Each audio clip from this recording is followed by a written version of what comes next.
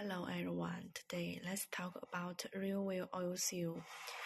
This is made of rubber and metal. There is rubber, there is metal, and it has with a spring. This is a black color part, and this size is internal diameter is 145, external diameter is 175.